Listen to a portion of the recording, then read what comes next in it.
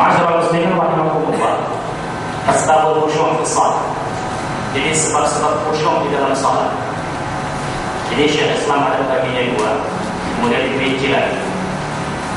Sampai lebih dari 20 ya. Asbabul khusyuk fi shalah. Yang pertama,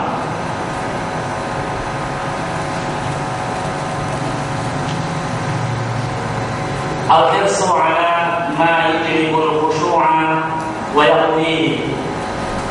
Wa hakadha yakunu bi umurin minha. Antusias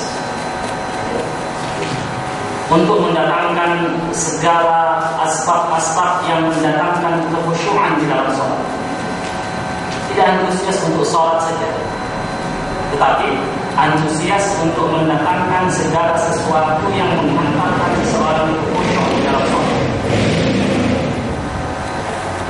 Yang pertama ini rinciannya banyak juga ini. Kita baca secara cepat saja ya, dengan kutai ini. Al-isti'adad lis-shalat, mempersiapkan sholat. Bagaimana itu? Wa yahsulu dzalika bi umurin minha at-tartibu ma'al murattil. Jadi sebenarnya ada pendekatan psikologis, pendekatan kejiwaan. Hal itu diperoleh. Yang pertama katanya adalah at-tartibu ma'al murattil. Ketika kita mendengar azan, Allahu Akbar, Allahu Akbar, kan disunnahkan kita tadi. Maka tadi mengulangi apa yang diucapkan oleh sang muadzin. Allahu Akbar, Allahu Akbar. Sampai bahkan hatta as-salatu khairum minan naum, kita juga mengucapkan as-salatu khairum minan naum. Tidak salata wa barilta atau warata. Tidak ada sunnahnya ya. Jadi sunnahnya adalah as-salatu khairum minan naum. Makanya musallin di sini menggunakan kata tarjih, mengulang. Bukan menjawabnya, tapi mengulang. Yang berikutnya wal isyanu bi du'a'il masyru'. Jadi ketika azan itu mulai kita bergetar mengatakan Allahu Akbar, Allahu Akbar. Sudah mulai masuk dengarkan azan, tinggalkan segala pekerjaan. Sudah ada pendekatan psikologis. Kemudian ketika habis azan, seperti biasa kita berdoa dengan doa yang biasa. Allahumma rabb hadhihi ad-da'wati at-tammah was-salati al-qa'imah ati Muhammadan wasilata wal fadilah wa'tul maqam mahmud alladhi wa'adta. Sampai sini. Innaka la tudrikul mi'ad, diperbincangkan para ulama tentang kesahihan tambahan.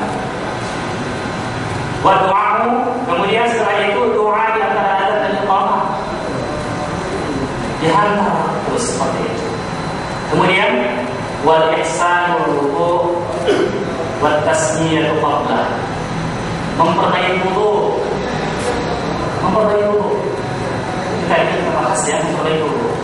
Jadi seakan-akan musannif di sini mengatakan ada sesuatu di daerah kita ini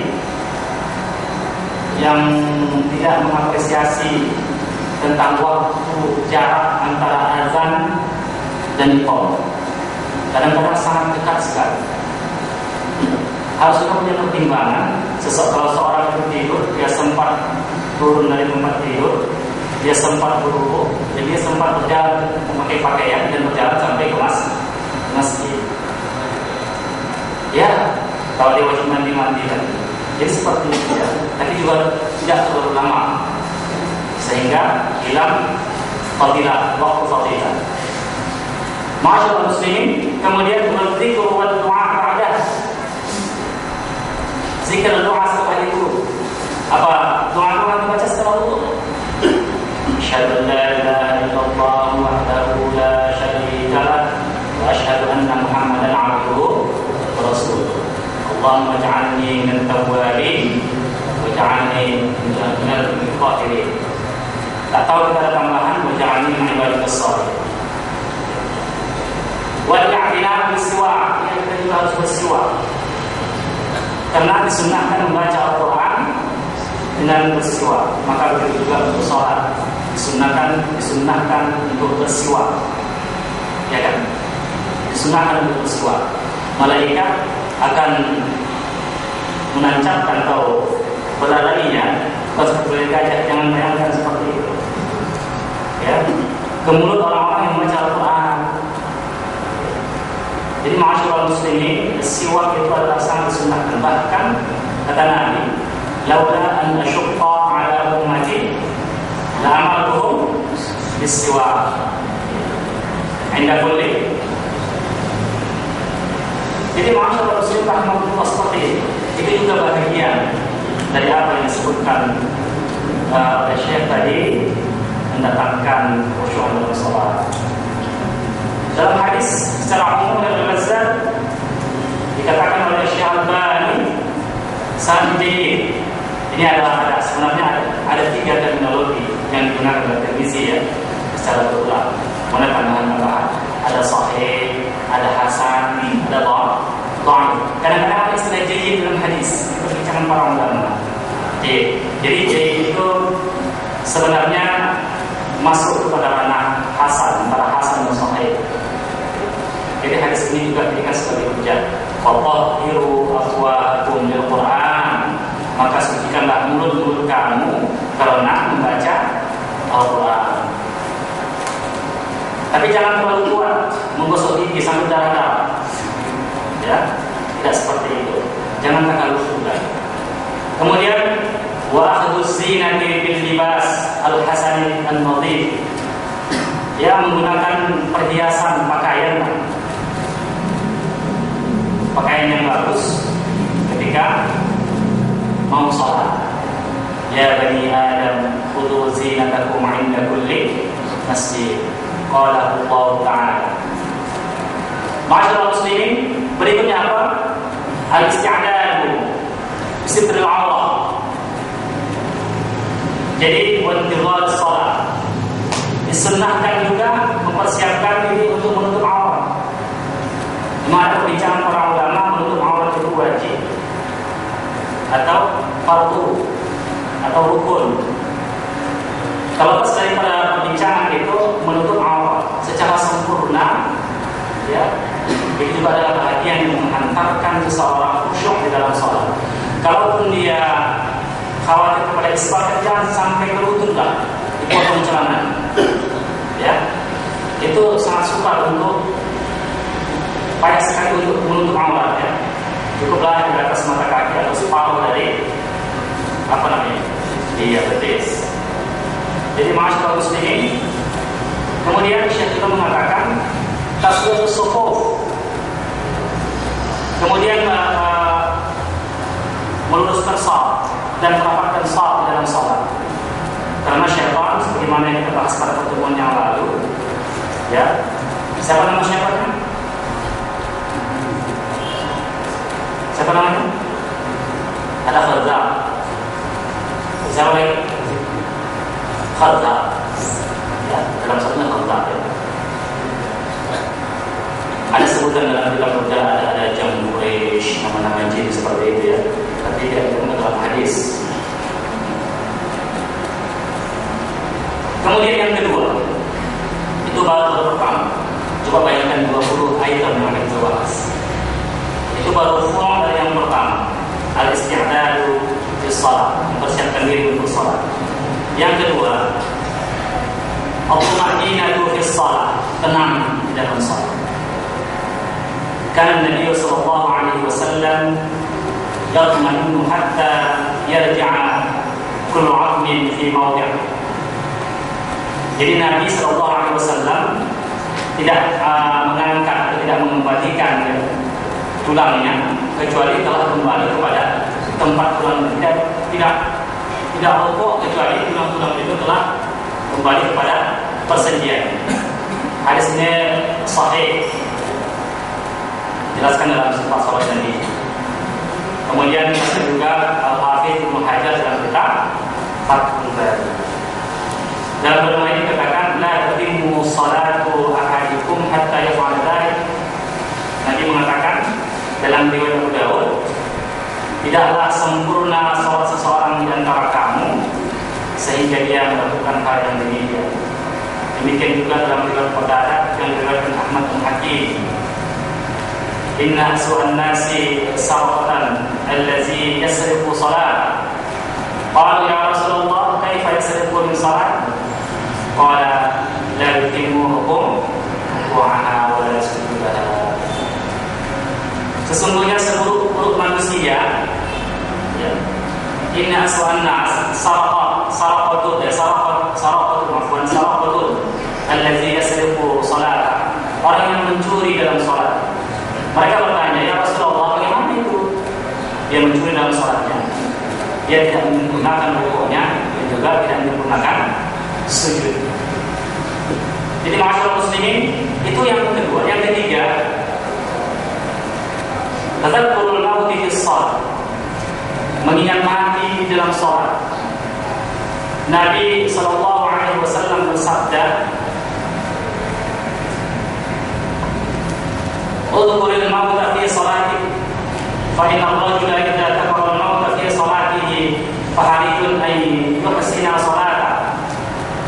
Wa salli salata rajulin la yazunnu annahu yusalli salatan ghayraha wa iyyaka wa kulla amrin ya'tadir minhu."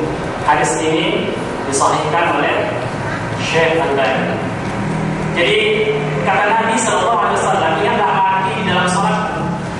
Sesungguhnya seorang laki-laki apabila dia mengingat dalam salatnya, maka dia akan memperbaiki salat. Kemudian wasiat Nabi kepada Abi Ayyub, qala sallallahu alaihi wasallam, "Idza kunta fi salatika fashalli salata muwaddi'in."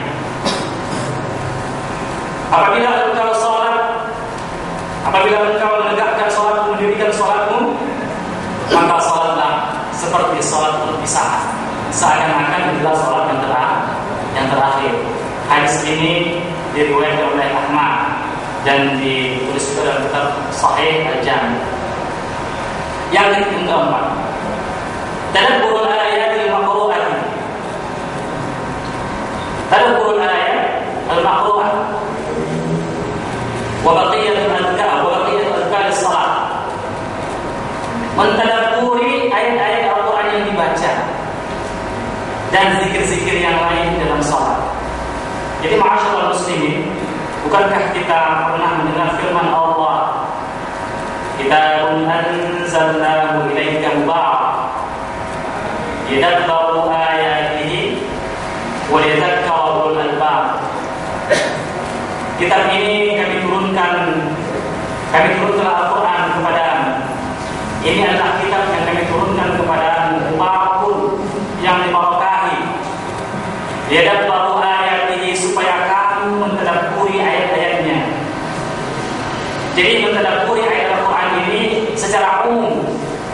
Dan dalam Al-Quran, bukankah kita diwajibkan membaca Al-Quran? Maka di situ juga kita tidak dikecualikan dari dalil umum ini untuk mentadabburi ayat-ayat Al-Quran. Mungkin kita singgung pada pertemuan yang lalu. Seyogyanya kita membaca ayat-ayat Al-Quran dalam sholat itu yang kita paham maknanya. Yang kita paham maknanya itu akan lebih mendekatkan kita kepada khusyuk daripada ayat-ayat yang kita tidak paham maknanya. Oleh sebab itu, atau ayat-ayat yang mendatangkan kekhusyuan kita dalam sholat, sebagaimana ada seorang sahabat, dia mengimami kaumnya. Karena kaumnya adalah orang-orang yang baru masuk Islam. Setiap rakaat ketika jahar, dia membaca Qul huwallahu ahad. Dibacanya hanya surah Al-Ikhlas, Qul huwallahu ahad. Jadi ada yang menyampaikan berita ini kepada Nabi, dan Nabi memanggil sahabat ini. Dan Nabi bertanya, dia punya apa seperti kekhusyuan ketika membaca surah Al-Ikhlas. Nabi tidak melarang. Bahkan kita temukan riwayat Nabi mengulang-ulang bacaan ayat Al-Quran satu dua ayat, para sahabat juga melakukan hal yang sama. Ibnu Jarir mengatakan, ini la'ajab mimman qara'a al-Qur'an wa lam ya'lam ta'wila ay tafsirah. Aku heran sebagian orang yang membaca Al-Quran dan tidak mengetahui tafsir.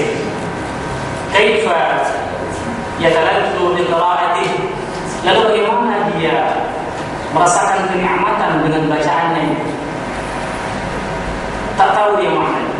Jadi oleh sebab itu nasihat kepada kita, oleh pengarang kita ini mengatakan bahwa sebenarnya para imam membaca minimalnya tafsir-tafsir yang ringkas seperti tafsir Sa'di, tafsir Jalalain, untuk memahami kandungan makna.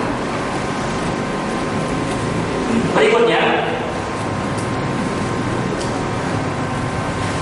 mentafakuri ayat-ayat Al-Quran yang kita baca. Kemudian, ketika juga membaca zikir-zikir dalam salat, zikir-zikir dalam salat, kita tahu maknanya ketika kita membacakan Subhana Rabbiyal Azim, fi riwayatin wa bihamdi. Subhana Rabbiyal Azim. Apalagi bacaan Subhanallah wa bihamdi, asyhadu an la ilaha illa anta, Subhanallah wa bihamdi, Subhanallahumma rabbana wa bihamdik, Allahumma ighfirli. Ya kan? Tahu kita maknanya. Begitu juga ketika kita iftitah, ya kan? Allahu akbar kabira walhamdulillahi katsira wa subhanallahi bukratan wa asila, dan lain sebagainya. Jadi ma'asyiral muslimin,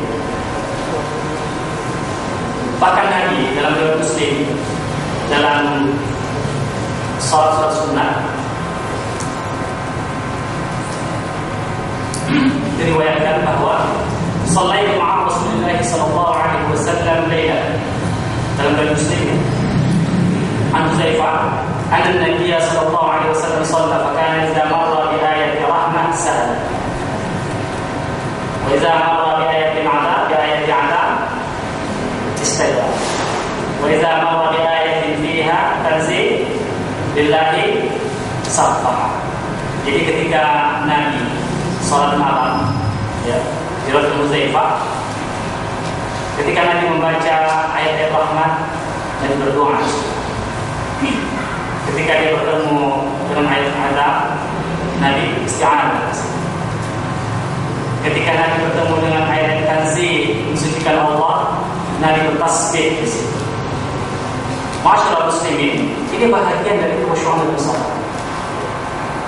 Kemudian yang kelima,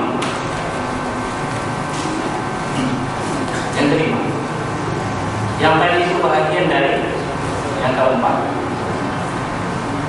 ayyuqatta qira'atahu ayatan,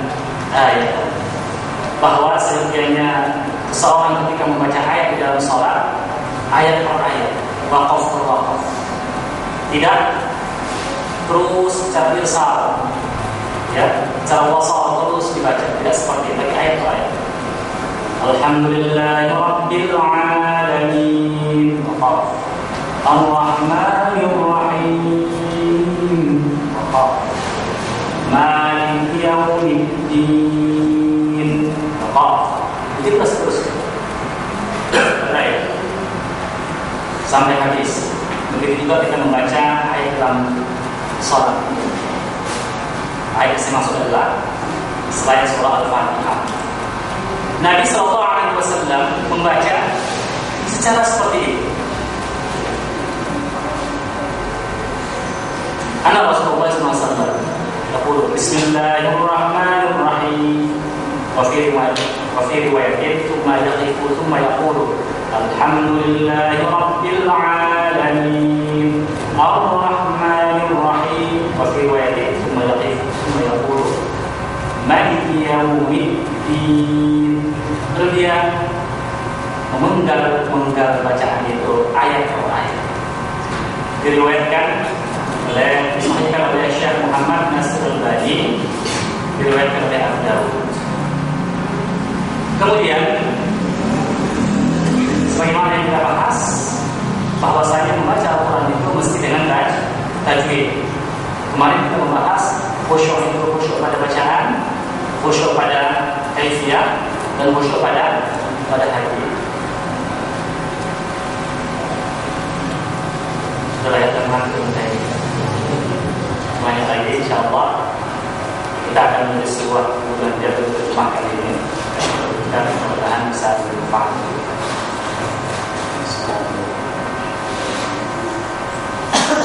Jadi ada hadiah ini.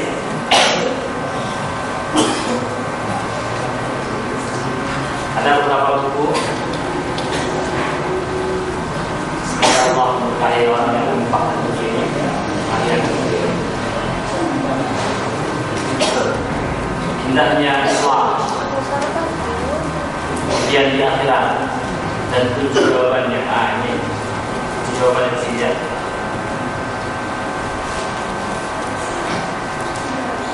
Yang pertama pertanyaannya adalah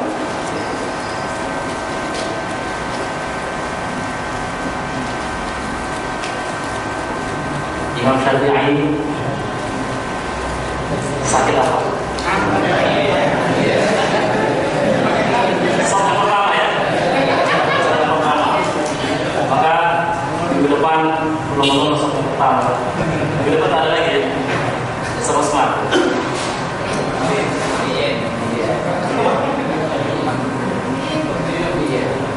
Salah ya. Silakan ya, yang soal pertama.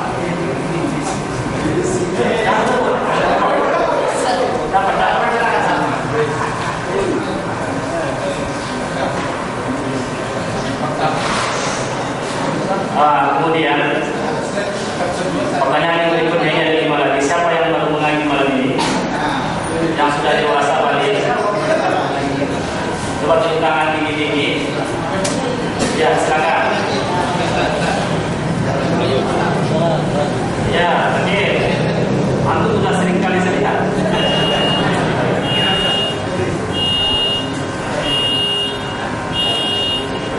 Siapa lagi?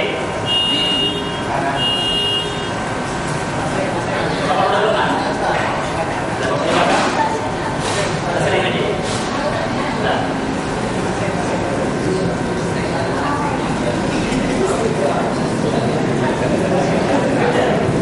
Ini buku ujian di akhirat dan kunci jawabannya. Coba kunci jawabannya. Coba. Bapak itu tangan ya. Tapi tunggu dulu Pak. Jawab pertanyaan ini. Sebutkan salah satu asbab yang mengantarkan seseorang bisa khusyuk dalam sholat. Apa itu? Memahami bacaannya. Harus memahami bacaan. Memahami bacaan. Sekarang.